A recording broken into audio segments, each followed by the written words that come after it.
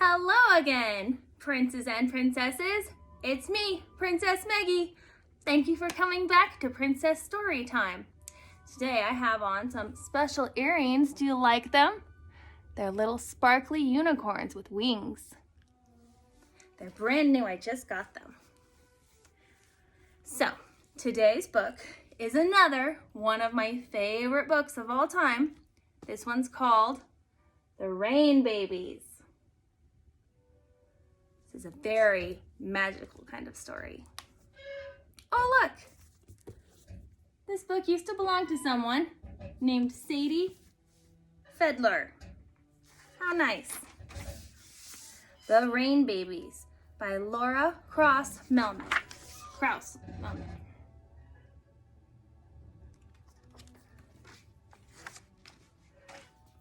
In a small house in a green meadow lived an old woman and her husband of many years. Food they had aplenty, and a good roof over their heads, and the river ran close to their door.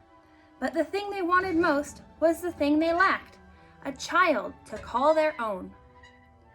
The days of good, honest work left little time for pining, but when twilight fell, the old woman would sit down at her table and sigh. If children grew in flower pots or blew down the chimney with the March wind, what a lucky woman I would be.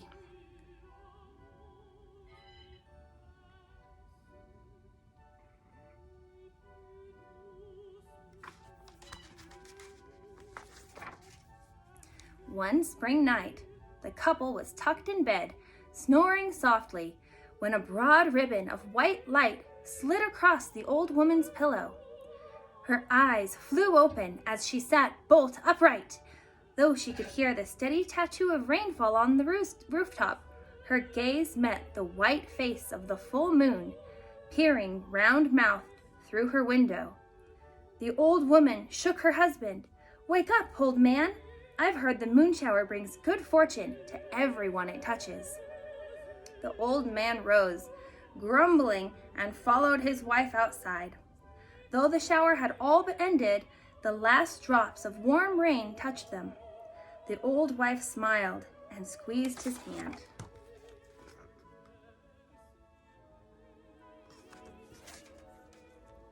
Then her eye caught a silvery glint in the meadow grass. Bending down to get a better look, the woman gasped at what the moon revealed. Nestled among the wet blades of grass and the wildflowers were a dozen shimmering drops of water, each holding a tiny baby no bigger than her big toe. Those little babies. With utmost care, the couple gathered up the wee babies and brought them into the house. The woman dried them gently and set them on a soft cloth atop the kitchen table, 12 perfect little ones, all in a row. The old couple smiled and cooed at the babies until they began to yawn and rub their eyes with their tiny fists. Then the woman wrapped the Rainbabies snugly in scraps of flannel and laid them to sleep in the dresser drawer. She and her husband, marveling at what had befallen them, returned to bed.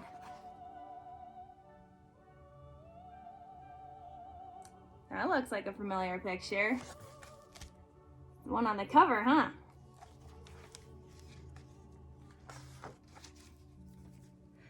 Day after day, the old couple cared for the Rainbabies and soon grew accustomed to their ways. The infant seemed happiest after dusk and when the sky was overcast. When they were tired or wanted to be held, they cried out in tinkling little voices and reached up with their plump little arms. Then the old man and woman soothed the Rainbabies in the palms of their hands or rocked them to sleep in a pair of wooden shoes lined with handkerchiefs. The old woman would sing, "By and by, the moon is half a lemon pie. The mice who stole the other half have scattered star crumbs in the sky. By and by, my darling babies, don't you cry. The moon is still above the hill, the soft clouds gather in the sky."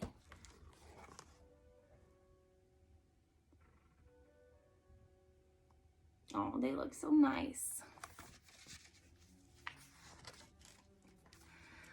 On warm, hazy days, the old man and woman would carry the babies in a willow basket as they went about their chores. One cloudy morning, the family set out with fishing poles in their wooden boat to catch some supper. The woman placed the basket at her feet. The rain babies were soon lulled to sleep by the gentle roll of the river. The old man and woman baited their hooks and dropped their fishing lines into the water.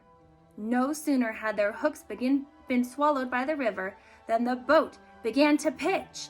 Seized by a powerful current, the boat was drawn into a foaming whirlpool. A mighty wave rose up and over the side of the boat, and before the old man and woman could stop it, the basket of babies was swept overboard. Oh no!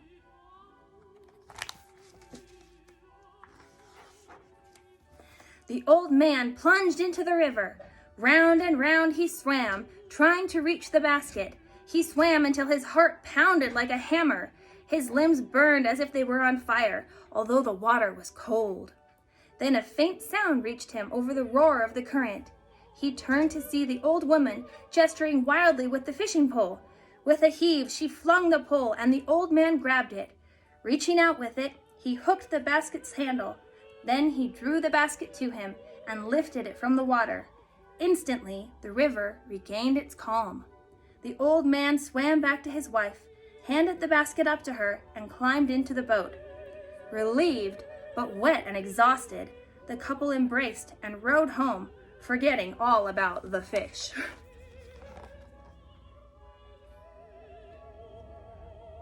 Oh, he'll save them.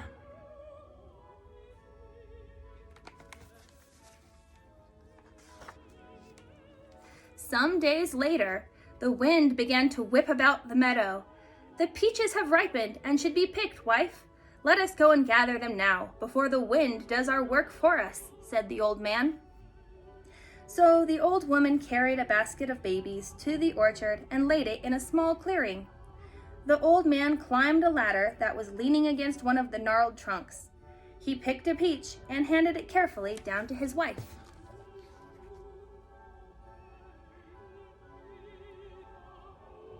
There's the babies. Picking peaches. Suddenly, the sky deepened to an iron gray, bathing the orchard in a bluish glow. A crash of thunder sounded as a bolt of lightning struck the ground close to where the basket of rain babies were sleeping. Oh no!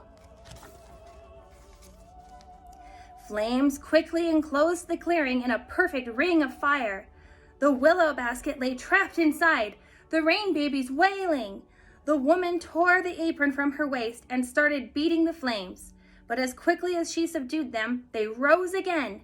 Seeing this, the old man leaped across the barrier of fire and seized the basket. Then he returned through the blaze. As he handed the basket to his wife, a sudden rush of cool rain extinguished the circle of fire, and the rain babies were unharmed. Whew.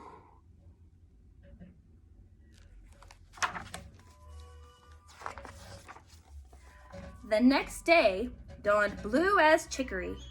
The husband went early to the river to fish. The wife went to work in the vegetable garden. Although the wild waters and the fire had made her fearful of taking the babies outdoors, she feared more to leave them alone in the house. So she laid them on a blanket in the broad shade of a chestnut tree. A passing weasel spied the silvery pink babies and mistook them for newborns of her own kind. A lucky mother to have so many little ones, she thought, and with me having none to call my own. With so many mouths to feed, who would find one missing? The weasel approached the basket, sniffing and prodding the babies with her long, whiskery snout. But the babies, sensing danger, cried out. The old woman came running, still clutching a turnip freshly dug from the earth. She reached the blanket just in time to see the weasel bound off with a tiny rain baby dangling from her mouth.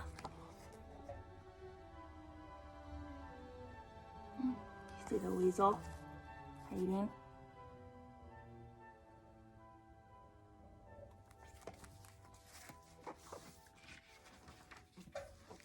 The old woman set off after them, stuffing the turnip in her pocket. Round and round the meadow ran the woman and the weasel, over hillocks and through brambles, until the woman's head began to spin, and her aching legs told her they must soon give out. Then she remembered the turnip in her pocket. She tossed it over the weasel's head, hitting the ground in front of the startled animal. The weasel dropped the frightened rain baby and ran off. The old woman snatched up the baby and returned to find the others waiting safely in the shade. "You weasel! Give me back my baby!"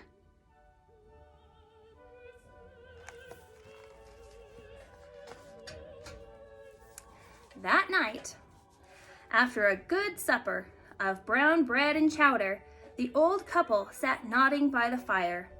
Shadows of kettles and cooking spoons danced along the walls, and the rain babies slept soundly in their drawer.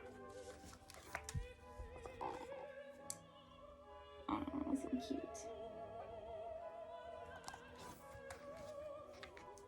A loud knock roused the old man.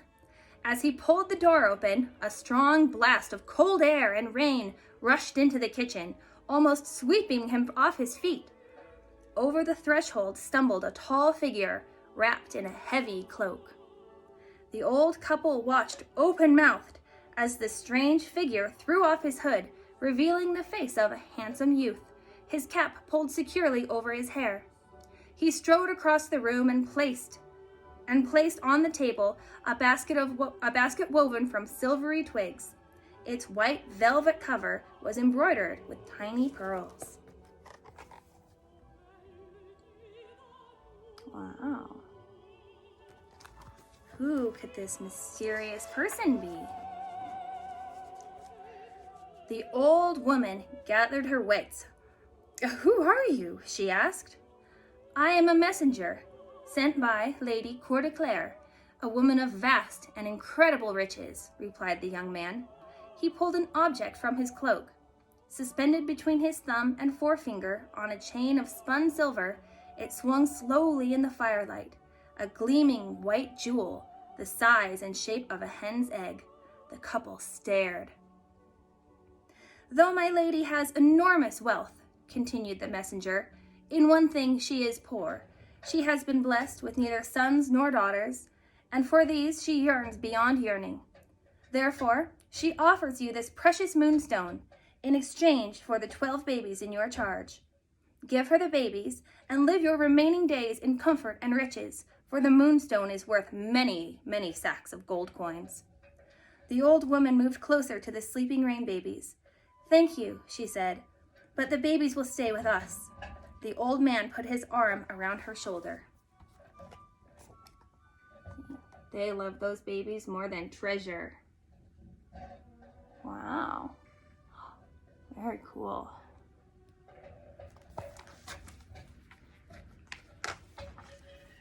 "So be it," said the youth.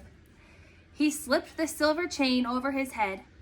No sooner had the moonstone touched his chest than the cloak and cap fell away, and in his place appeared a woman of breathtaking beauty. "My dear old man and woman," she said, "I am Mother Moonshower. On the night of the last full moon, I gave my rain babies into your care. What loyal and loving caretakers you have been! You have protected them from dangers born of fire, water, and earth. You refused the offer of great riches to keep the babies with you. You have proven yourselves to be the worthiest of parents. But now I have come to take the rain babies away with me." "You mustn't!" the old woman exclaimed. "Please understand," said Mother Moonshower. "The rain babies cannot grow properly without me, and I will cherish them as you did. And do not fear, I will not leave you lonely. See what I have brought for you." Wow, Mother Moonshower. She's beautiful. What do you think she has for the old couple? She beckoned them over to the table, where the silver basket lay all but forgotten, and lifted the cover. Inside the basket lay the most beautiful baby girl the old couple had ever seen. She had hair like the midnight sky, and she smiled up at them with shining gray eyes. As the man lifted the little girl into his arms, Mother Moonshower scooped the Rainbabies, into the basket. "Wait," cried the old woman. She bent over to the silver basket, touching her lips softly to the forehead of each sleeping Rainbaby. Each one smiled in turn without waking. As the woman kissed the last tiny brow, Mother Moonshower and the Rainbabies disappeared.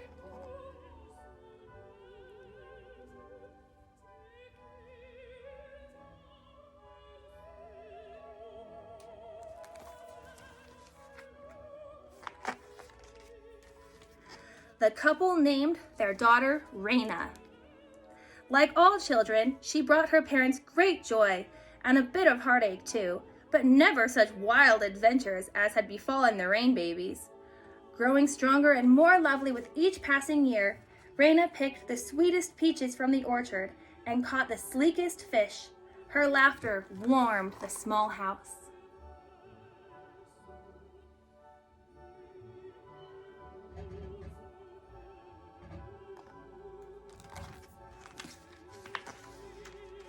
Some nights, when the full moon shone, the couple stood at the window. They watched their daughter, her arms outstretched and hair floating in the soft breeze, whirling gracefully in the moonlit meadow. And the old couple felt themselves truly fortunate, for their happiness was complete.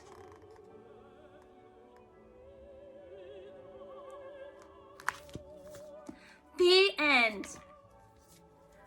Thank you so much for coming again to Princess Storytime. I really loved reading that story to you, and I can't wait to see you again next time.